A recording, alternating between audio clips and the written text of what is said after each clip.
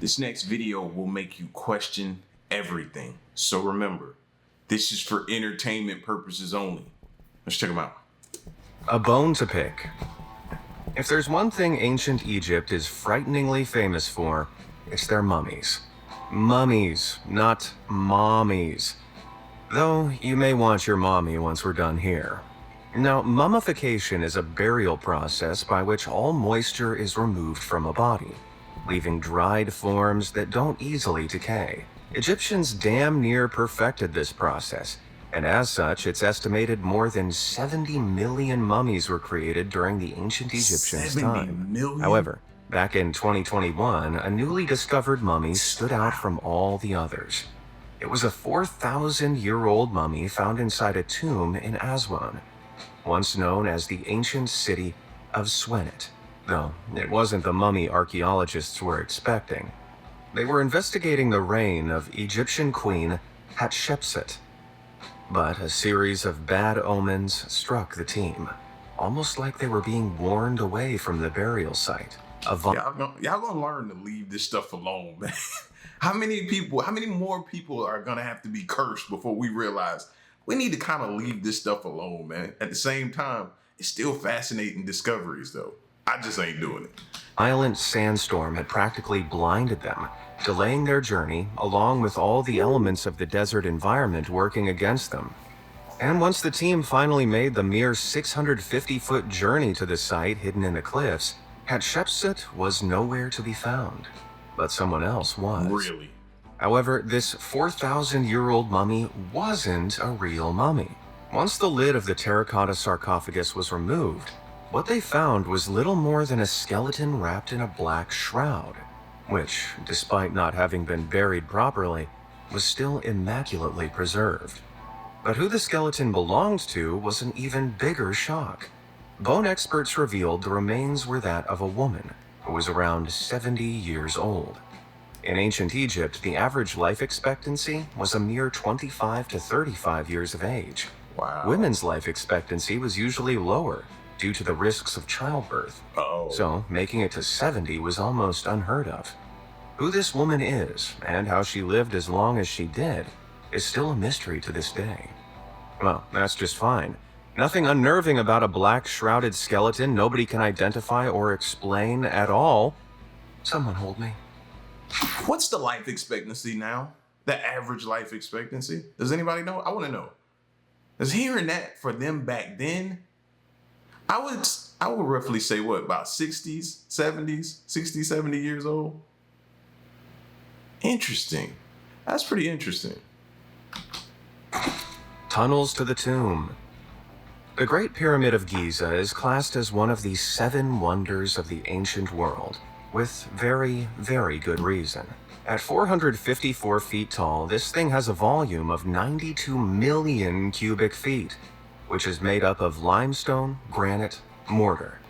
Within these blocks, passages and chambers have been carved out and built in, which served as tombs for the pharaoh Khufu and his queen. It is undeniably glorious, having been explored, researched, and studied by Egyptologists relentlessly for some 4,000 years. However, in February 2023, scientists around the world were shocked when infrared scans of the great stone structure revealed several voids along with a 30-foot passage hidden, of all places, right above the main entrance. Scientists used an endoscope, a sort of small camera on a stick, only 6 millimeters wide, to move between the stones without disturbing them and get a clearer idea of what the passage looked like. However, what lies beyond, at the time I'm making this video, no one knows. It could be a burial chamber, but scientists have pointed out that its entrance shouldn't be sealed up if that's the case. As it is, the room is completely inaccessible. Many of its underground passageways are also a puzzle, as maybe that's the answer to how it was built. Maybe it lies in there. Maybe that'll give us everything we've been searching for. No one has any concrete evidence proving what purpose they truly served. This new corridor is also, strangely, the only entrance tunnel built high above ground level, which adds another spanner to the scientists' understanding of what might be hiding inside the chamber it leads to. For now, it could be records. You know, like the record room that we think is underneath the Sphinx. Maybe it's something like that here in the pyramid. At least, the mystery perseveres, keeping scientists on edge. After all, if it took thousands of years for us to discover this secret chamber, who knows what else might be in there, waiting for us to let it out? What secrets do you think the Great Pyramid is hiding? Could it be another burial chamber? Or perhaps curse. something forgotten that was left to guard the king and his queen in their eternal slumber? Let me know down in the comments. And while you're there, be sure to hit those like and subscribe buttons. All done? Alright, what dark discovery have we got next? Puzzling pyramids. I've already told you how big at least one of the pyramids of Giza is, but you really need to see all of them together to appreciate just how magnificent they are. However, what's most amazing isn't their size or age, but their accuracy. Whether it's an extremely weird coincidence, a genius understanding of geometry, or a supernatural intervention, these pyramids are all geometrically perfect. By that, I mean beyond their bases being practically identical lengths to each other, they also adhere to two universal mathematical principles, known as the golden ratio and pi. Scientists discovered that if you divided the perimeter of one of the pyramids by its height, the result only differs 0.1% from the calculation of pi, which is the ratio of the circumference of a circle to its diameter. The golden ratio, on the other hand, is where the ratio of two quantities is the same as the ratio of their sum to the larger of the two quantities. And the ratio of the slant height of the pyramids to half their base dimension almost achieves this number exactly. Okay, that's a lot of math lingo. I was just about to say, and I'm a person who loved math in school, so I know some people that's watching right now who couldn't stand math. It's like, yo, this is reminding me of school days. This is making my head hurt. I know. Just to say, the fact that the basic math of the pyramids adheres to one of these equations is amazing. 2? That's insane. Why? Well, because these mathematical principles wouldn't exist for thousands of years when they were built. To add even more fuel to the mathematical fire we've started, the very position of the pyramids has been analyzed, and theories have emerged claiming the location of the three largest lines up with the stars in the Orion constellation, specifically the three that make up the belt. Why? Well, these stars were associated with the Egyptian god Osiris, god of rebirth and the afterlife. So, building mathematically perfect giant stone structures to both house the dead and honor a god is totally normal, right? Right? Well, the idea alone is intimidating, but it would mean ancient Egyptian civilization was much smarter than scientists are really prepared to admit. Yep. So what did they know then that we don't know now? While the star set theory has been hotly debated, there's another part of the pyramids that simply can't be debunked, and that's their size. With each block making up the pyramids weighing at least 2 tons, the largest of the monuments is made from almost 9,000 tons of granite, over 550,000 tons of mortar, and more than 6 million tons of limestone, put together before any kind of modern machinery was invented. What's more, what we see today is only what remains of the pyramids. 4,500 years ago, it's believed each one was finished in a coat of white limestone, topped with a cap of pure gold. But how? How was... Maybe some of those, what was it, 70 million? Was it 7 million or 70 million, they said in the beginning, mummies around. So, maybe that. You know what I mean? I don't think that's what it was, but I didn't think it was that many people that was around at that time back then. So, that changes some things for me. So, it could possibly very well, but I still wouldn't say that. I don't know, man. I just think they had some kind of technology, or we can link towards the whole idea and premise of the Nephilim, the giants from back in those times. If you believe that giants once ruled or walked the earth, you can believe that. But it's several different things. I just find it hard that by hand they did this. building this great pyramid possible? Well, workers would travel southeast of Giza to the Tura quarries over the Nile and hammer wooden wedges into the stone. Then they'd soak the stone in water. The wedges would absorb this water, expand, and in doing so, crack the rock into neat blocks. These blocks were pulled by people from the quarries and ferried across the Nile before being dragged on sleds, again by people, and probably some animals too, all the way to the site of the pyramid. Even with animals, that's still a tall task, and it's going to take a long time. And that's when the real work began. A ramp and pulley system was utilized so that the heavy blocks could be hauled up the pyramid, all 454 feet of it, where they were finally smoothed down into shape. That is a beastly amount of work, which was completed not once, but at least 3 times over for each adjacent pyramid, which is why their purpose is so hotly debated. Surely they didn't do all that to line up with some stars, right? Well, after that, I think I can understand why the very existence of these monuments is as baffling as it is terrifying. Alien evidence. No matter how hard Egyptologists try, they just can't beat the alien allegations.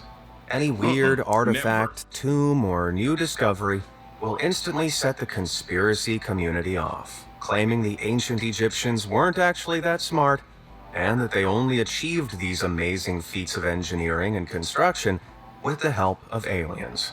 Take this set of Egyptian jewelry, for example.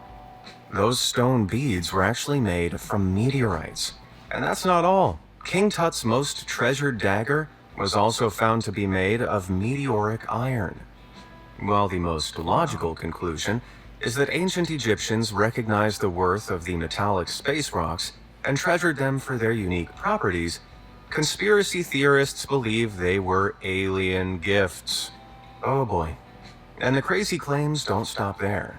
Back in 2017, during a house renovation in southern Egypt, it was reported some ancient coins were found with images of alien creatures and UFOs etched on them. This immediately sent the conspiracy theorists into a craze. Finally, they had proof that— As it should. Where? Can I get a close-up on those? I want to go back and see. I can't even tell you what the words say on there, if they spell out anything. But to find that, 1656. Those are the only 2 dates I see on here. Why have we never heard about this? UFOs etched on them. This immediately sent the conspiracy theorists into a craze. Finally, they had proof that aliens were in contact with the ancient Egyptians. Unfortunately, despite making headlines in some, let's say, less reputable news outlets, the coins weren't verified with any official archaeological study. In fact, the entire discovery was a complete hoax. I think I might die of not surprise. It turns out digital artist Cryptomaniacal entered a Photoshop competition back in 2011 by manipulating a portrait image of an old Greek coin. The UFOs, on the other hand, just turned out to be French tokens depicting clouds and a shield descending from the sky. I want to hear him come out and say that. How about that? Then we can possibly believe it. But he could still be coerced to do so.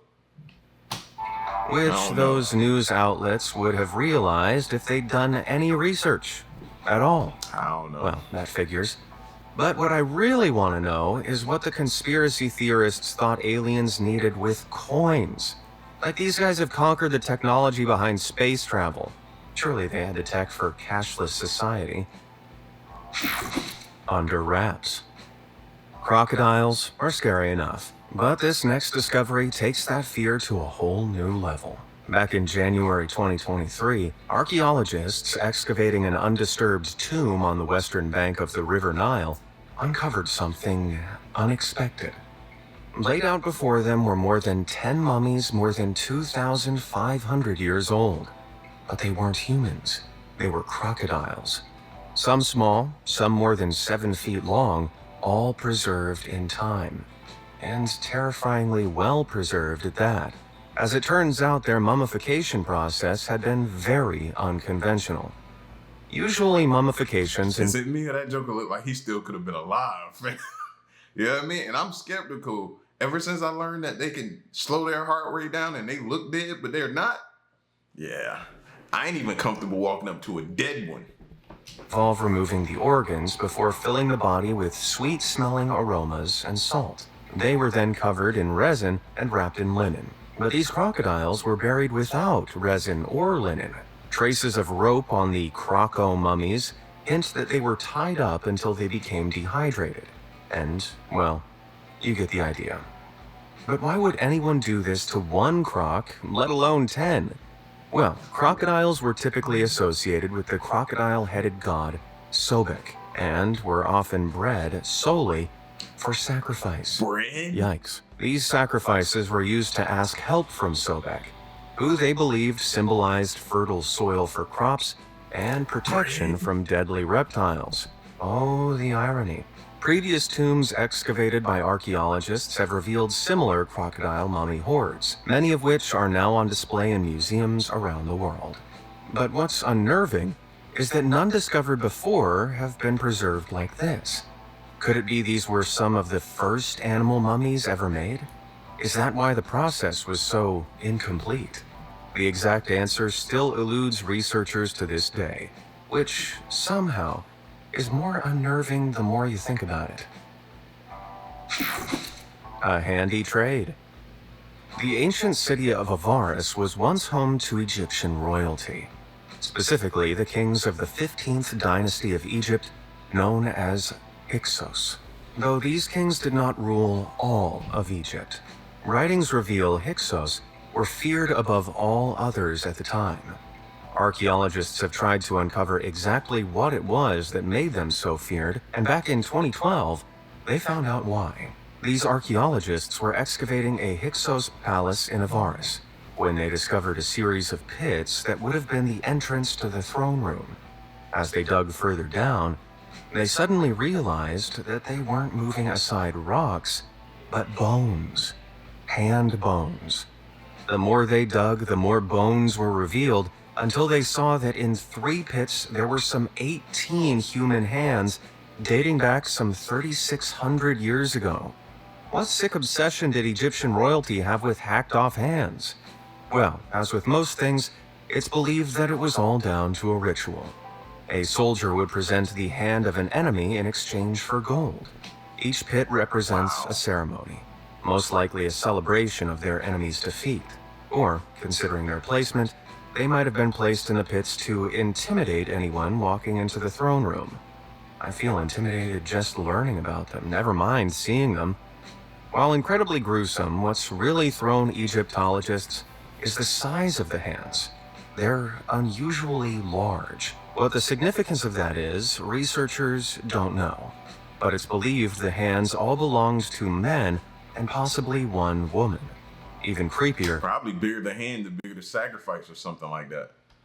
the hands were likely kept and collected for 24 to 48 hours before being placed in the pits. I really don't envy the archaeologists who had to uncover them. Me neither. Thanks to this discovery, these hands have successfully traumatized a new generation. Imagine that's your first day being an archaeologist, bro. The first thing you pull out is like a grave full of hands, and you're like, you got a question, do I want to continue to do this, bro? A message from the grave. Sheesh. What's the scariest book you've ever read? Was it a Stephen King classic like The Shining? Or something so horrific it scarred you, like 50 Shades of Grey?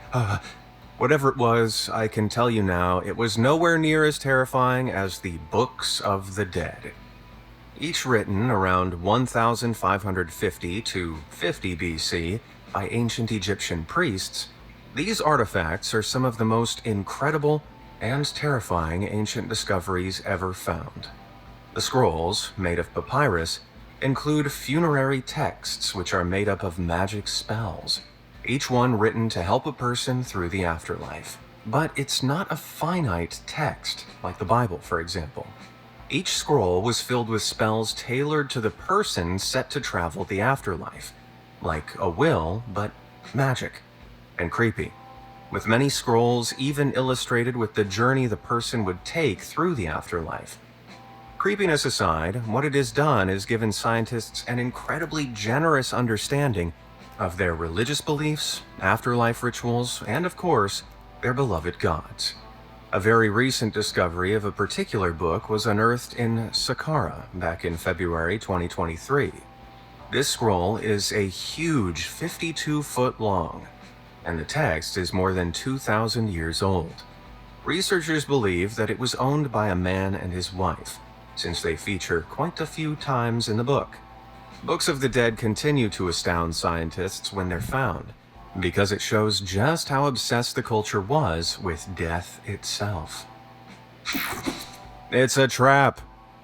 Could you think of anything that sounds worse than disturbing an ancient, slumbering god of death?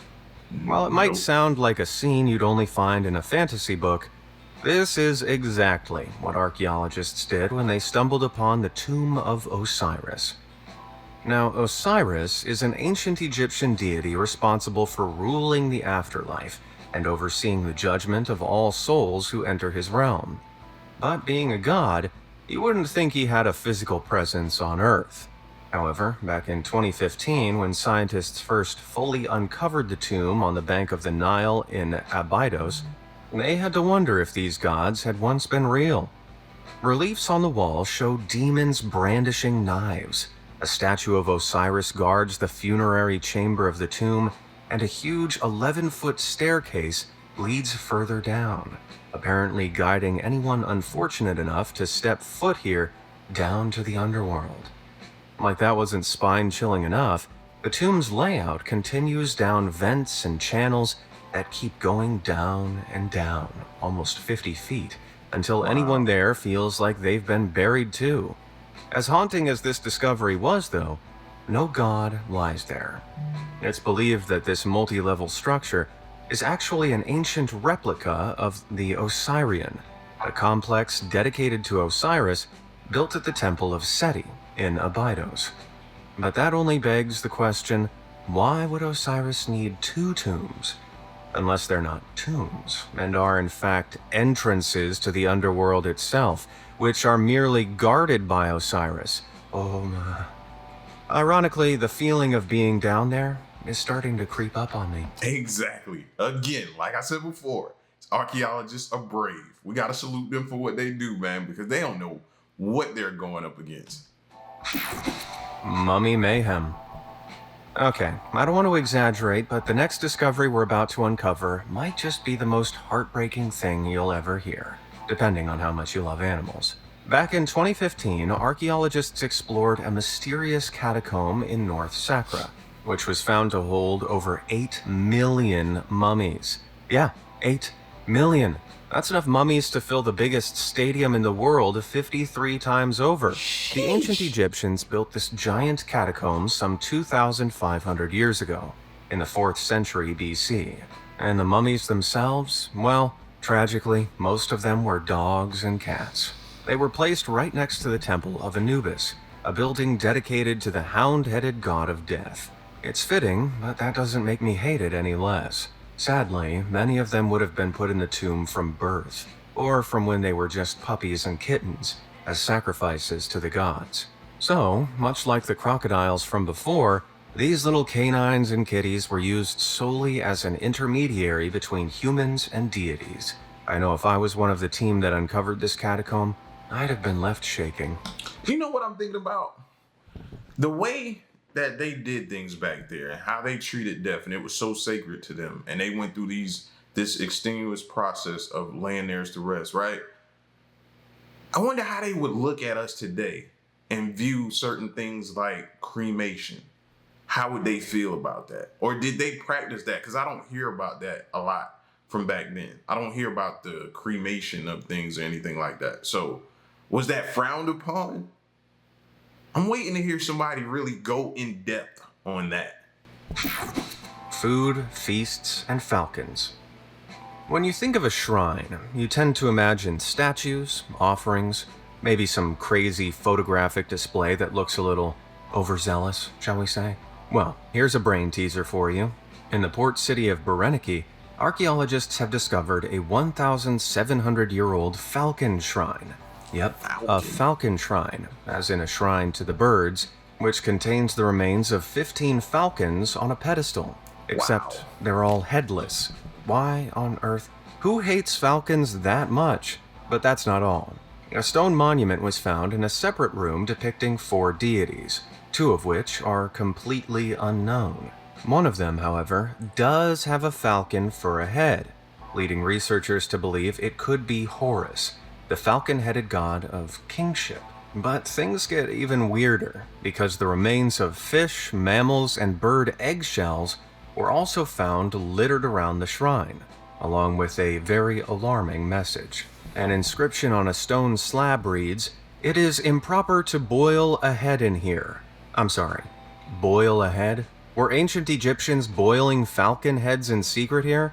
Was it part of some sacrificial ritual? Some suggest that feasting may have happened. So I say even back then you couldn't eat everybody's cooking, right? you just couldn't eat everybody's cooking, not even back in those times. At this shrine, hence the no boiling heads instruction, assumedly so people didn't lose their appetites. But then, why cut off the heads? It's all a very unnerving and unique mystery. It's gotta be a Some believe that the sacrifice. shrine was the site of some dark and twisted cult practice, which, for all the head boiling, sounds like the most plausible explanation we have right now. Have you got any idea what this shrine might be used for? Let me know down in the comments. Saraa Curse. When you're explicitly told not to do something, don't you find you want to do it even more? Well, for scientists in Alexandria, that feeling became all too real when they uncovered this impossibly ominous black granite sarcophagus back in 2018. At some 2,000 years old. It dated back to the time Alexander the Great conquered the area, and it was even rumored the granite casket held his remains. This fueled local speculations that it was cursed, and opening it would surely unleash a terrible fate upon the world. That's why I was sitting here saying, no, no, it just looked like something you need to just leave alone, cover it back up. Instead of listening to local legends, archaeologists did what archaeologists do. They cracked it open and took a good look inside. While the Crusader was nowhere to be found, they did discover the skeletons of 2 men and a woman. One of them even had a hole in its skull from what seemed to be some form of ancient brain surgery. But that's nothing compared to the mysterious red liquid they also found inside. No, it wasn't blood. Sewage? It was liquid sewage. Yeah. While it's not clear how I remember sewage that. got in there, it must have leaked in at some point. Or perhaps the sewage and wretched bacteria therein is the curse itself. Many believe that the 9-foot-long, 30-ton coffin was never, ever supposed to be opened, as it would inevitably doom us all in the long run. And learning about that nasty liquid, I sure as heck feel cursed. For better or worse, it did give the internet plenty of meme material though, with many obsessing over its mummy juice. There was even a petition put to the Egyptian government to allow people to drink it so they could assume its powers. Yeah, there's no doubt that opening this thing was definitely a mistake. From scheme to scream. In a tomb, no one can hear you scream. But it turns out we can see you scream, if one particular mummy discovered back in 1881 is anything to go by. It was part of a royal cache at Deir el-Bahari in Thebes. So, being royalty, excavators were expecting immaculately preserved bodies. However, what they found was truly terrifying. The mummy looked like it was in complete agony, its mouth frozen open, as if it had been eternally screaming into the darkness for centuries. But for the excavators, this frightening discovery was nothing compared to the mummy's story. You see, these remains are likely to have once been a prince of Egypt. With such high status, you'd think he'd have the best sarcophagus, the best burial, and the best items for the What did he rituals do? to carry him into the afterlife. However, this mummy had all its organs intact, was crudely wrapped in a goat skin, and had no offerings left at its side. He did something wrong. He made somebody mad, bro. And you can tell that's probably why he was screaming. They probably buried him alive too. Well, it turns out, you don't get the privileges of a royal burial if you plan to usurp your father. Yeah, There it's it believed goes. this is Prince Penterwer, an heir who got involved in a high-stakes conspiracy to dethrone his father, Ramses III, back in 1155 BCE, and take the kingship for himself. After everything came to light, instead of facing a public punishment, he, voluntarily decided to visit the afterlife, if you get my meaning. When you commit high treason in 1155 BCE, it means you're not going to get the majestic Egyptian burial you wanted. And as a result, he's been left screaming his last moments for thousands of years. Scientists are still unsure of the exact cause of death, or why he was part of a plot to remove the pharaoh. What's worse is that we don't know if he's screaming in pain or begging for mercy. No. That's crazy, man. To think back in those times, well, not even just those times, even still today, you got to look over your shoulder, even for your children. Your children, you got to be on guard for even your children. That's just, man, that's rough. That's rough to think your kid would do something like that to you, man. But power is a heck of a drug, man. And they be after it, even your children. Listen, man, y'all get at me in the comment section and let me know what you thought of some of these discoveries in Egypt, man. Super fascinating. It's your boy, man. Y'all make sure you leave a like, share the video, subscribe, and stick around and stay tuned. Till next one, I'm gone.